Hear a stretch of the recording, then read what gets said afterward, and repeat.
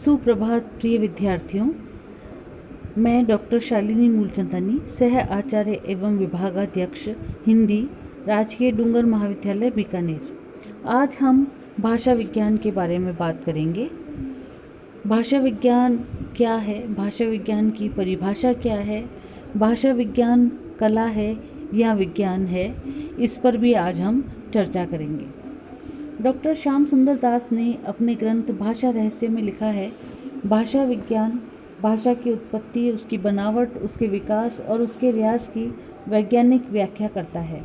मंगलदेव शास्त्री ने अपनी तुलनात्मक भाषा विज्ञान में भाषा विज्ञान को परिभाषित करते हुए कहा कि भाषा विज्ञान उस विज्ञान को कहते हैं जिसमें सामान्य रूप से मानवीय भाषा अथवा किसी विशेष भाषा की रचना और इतिहास का और अंततः भाषाओं या प्रादेशिक भाषाओं के वर्गों की पारस्परिक समानताओं और विशेषताओं का तुलनात्मक अध्ययन किया जाता है। डॉक्टर भोलानाथ तिवारी के भाषा विज्ञान ग्रंथ में यह परिभाषा इस प्रकार दी गई है कि जिस विज्ञान के अंतर्गत वर्णनात्मक, ऐतिहासिक और तुलनात्मक अध्ययन के सहारे भाषा की उत्पत्ति, गठन, प्रकृति एवं विकास आदि की सम्यक व्याख्या करते हुए इन सभी के विषय में सिद्धांतों का निर्धारण हो, उसे भाषा विज्ञान कहते हैं। इन सभी परिभाषाओं पर विचार करने से ज्ञात होता है कि उनमें परस्पर कोई अंतर नहीं है। डॉक्टर श्याम सुंदर दास की परिभाषा में जहाँ केवल भाषा विज्ञान पर ही दृष्टि केंद्रित रही है, वहीं मंगलदेव शास्त्री और भोलानाथ तिवारी ने अपनी परिभाषाओं में भाषा विज्ञान के अध्ययन के प्रकारों को भी समाहित कर लिया है।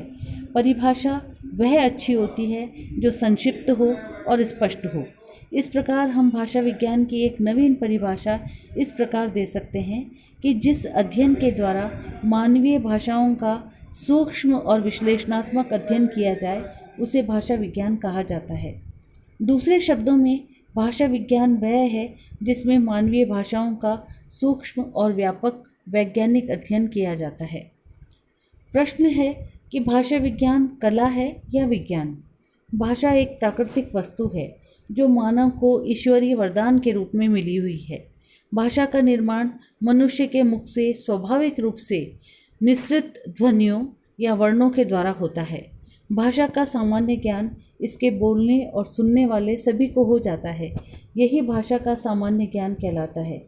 इसके आगे भाषा कब बनी, कैसे बनी, इसका प्रारंभिक एवं प्राचीन स्वरूप क्या था, इसमें कब कब क्या क्या परिवर्तन हुए और उन परिवर्तनों के क्या कारण हैं, अथवा कुल मिलाकर भाषा कैसे विकसित हुई, उस विकास के क्या कारण हैं, कौन सी भाषा किस दूसरी भाषा से कितनी समानता या विषमता रखती है, यह सब भाषा का विशेष ज्ञान या भाषा विज्ञान कहा जाएगा। इसी भाषा विज्ञान के विशेष रूप अर्थात भाषा विज्ञान को आज अध्ययन का एक महत्वपूर्ण विषय मान लिया गया है।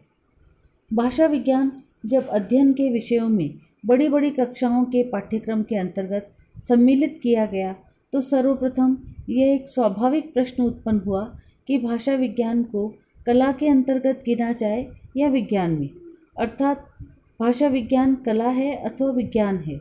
अध्ययन की प्रक्रिया एवं निष्कर्षों को लेकर निश्चय किया जाने लगा कि वस्तुतः उसे भौतिक विज्ञान एवं रसायन विज्ञान आदि की ही भांति विशुद्ध विज्ञान माना जाए अथवा चित्र, संगीत, मूर्ति, काव्य आदि कलाओं की भांति कला के रूप में स्वीकार किया जाए। भाषा विज्ञान कला नहीं है। भाषा विज्ञान कला नहीं है क्योंकि कला का संबंध मानव जाति, वस्तुओं या विषयों से होता है। यही कारण है कि कला व्यक्ति प्रधान या पूर्णतः वैयक्तिक होती है। व्यक्ति सापेक्ष होने के साथ साथ किसी देश विशेष अथवा काल विशेष का भी कला पर प्रभाव रहता है। इसका अभिप्राय यह है कि किसी काल में कला के प्रति जो मूल्य रहते हैं, उनमें कालांतर में नए नए परिवर्तन उपस्थित हो जाते हैं तथा वे किसी दूसरे देश में भी मान लिए जाएं, यह भी आवश्यक नहीं है। एक व्यक्ति को किसी वस्तु में उच्च कलात्मक अभिव्यक्ति लग रही है किंतु दूसरे को वह इस प्रकार की न लग रही हो, अतः कला की धारणा प्रत्येक व्यक्ति की भिन्न भिन्न हुआ करती है। कला का संबंध मानव हृदय की रागात्मक वृत्ति से होता है। उसमें व्यक्ति की सौंदर्यानुभूति का पुट मिला रहता है। कला का उद्देश्य भी सौंदर्यानुभूति कराना या आनंद प्रदान कराना है, किसी वस्तु का तात्विक विश्लेषण करना नहीं। कला के स्वरूप की इन सभी विशेषताओं की कसौटी पर परखने से ज्ञात होता है कि भाषा विज्ञान कला नहीं है, क्योंकि उसका संबंध हृदय की सरसता वृत्ति से न होकर बुद्धि की तत्वग्राही दृष्टि से होता है। भाषा विज्ञान का उद्देश्य सौंदर्यानुभूति कराना या मनोरंजन कराना भी नहीं है, वह तो हमारे बौद्धिक चिंतन को प्रखर बनाता है। भाषा के अस्तित्व का तात्विक मूल्यांकन करता है, उसका दृष्टिकोण बुद्धिवादी है। भाषा विज्ञान के निष्कर्ष किसी व्यक्ति, राष्ट्र या काल के आधार पर परिवर्तित नहीं होते हैं, तथा भाषा विज्ञान के अध्ययन का मूल आधार जो भाषा है वह मानवकृत पदार्थ नहीं है। अतः भाषा विज्ञान को हम कला के क्षेत्र में नहीं गिन सकते। भाषा विज्ञान की उपयोगिता इसमें है कि वह भाषा सिखाने की कला का ज्ञान कराता है। इसी कारण स्वीट ने व्याकरण को, भाषा को कला तथा विज्ञान दोनों कहा है। भाषा का शुद्ध उच्चारण, प्रभावशाली प्रयोग कला की कोटि में रखे जा सकते हैं। भाषा विज्ञान विज्ञान है। भाषा विज्ञान को कला की सीमा में नहीं रखा जा सकता। यह निश्चय हो जाने पर यह प्रश्न उठता है कि क्या भाषा विज्ञान भौतिक शास्त्र, रसायन विज्ञान आदि विषयों की भांति पूर्णतः विज्ञान है। अनेक विद्वानों की धारणा में भाषा विज्ञान विशुद्ध विज्ञान नहीं है। उनकी धारणा के अनुसार अभी भाषा विज्ञान के सभी प्रयोग पूर्णता को प्राप्त नहीं हुए हैं और उसके निष्कर्षों को इसीलिए अंतिम निष्कर्ष नहीं कहा जा सकता। इसके साथ ही भाषा विज्ञान के सभी निष्कर्ष विज्ञान की भांति सार्वभौमिक और सार्वकालिक भी नहीं हैं। जिस प्रकार गणित शास्त्र में 2 और 2 4 सार्वकालिक विकल्प रहित निष्कर्ष हैं जो सर्वत्र स्वीकार किया जाता है, भाषा विज्ञान के पास इस प्रकार के विकल्प रहित निर्विवाद निष्कर्ष नहीं है। विज्ञान में तथ्यों का संकलन और विश्लेषण होता है और ध्वनि के नियम अधिकांशतः विकल्प रहित ही हैं। अतः कुछ विद्वानों के अनुसार भाषा विज्ञान को मानविकी, कला एवं विज्ञान के मध्य रखा जा सकता है। विचार करने पर हम देखते हैं कि विज्ञान की आज की द्रुत प्रगति में प्रत्येक विशेष ज्ञान अपने आगामी ज्ञान के सामने पुराना और अवैज्ञानिक सिद्ध होता जा रहा है। नित्य नवीन आविष्कारों के आज के युग में वैज्ञानिक दृष्टि नित्य सूक्ष्म से सूक्ष्मतर और नवीन से नव्यतर होती चली जा रही है। आज के विकसित ज्ञान क्षेत्र को देखते हुए कई वैज्ञानिक मान्यताएं पुरानी और फीकी पड़ गई हैं। न्यूटन का प्रकाश सिद्धांत भी अब संदेह की दृष्टि से देखा जाने लगा है। इससे यह सिद्ध हो जाता है कि नूतन ज्ञान के प्रकाश में पुरातन ज्ञान भी विज्ञान के क्षेत्र से बाहर कर दिया जाता है।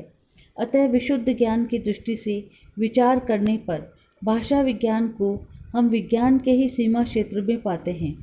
भाषा विज्ञान निश्चय ही एक विज्ञान है जिसके अंतर्गत हम भाषा का विशेष ज्ञान प्राप्त करते हैं।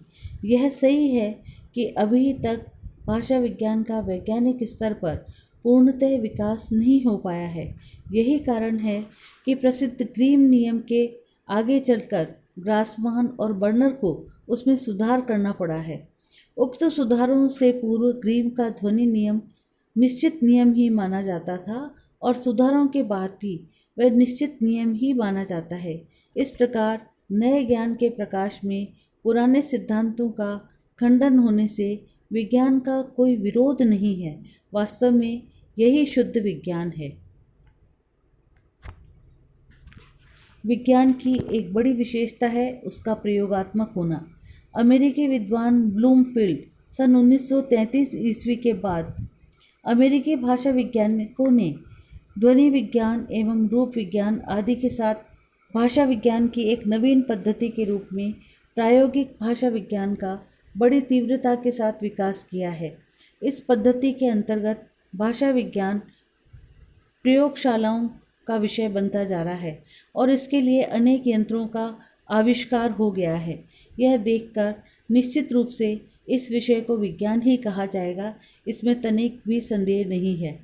आजकल जबकि समाज विज्ञान, मनोविज्ञान आदि शास्त्रीय विषयों के लिए जहाँ विज्ञान शब्द का प्रयोग करने की परंपरा चल पड़ी है, तब शुद्ध कारण कार्य परंपरा पर आधारित भाषा विज्ञान को विज्ञान कहना किसी भी दृष्टि से अनुचित नहीं ठहराया जा सकता।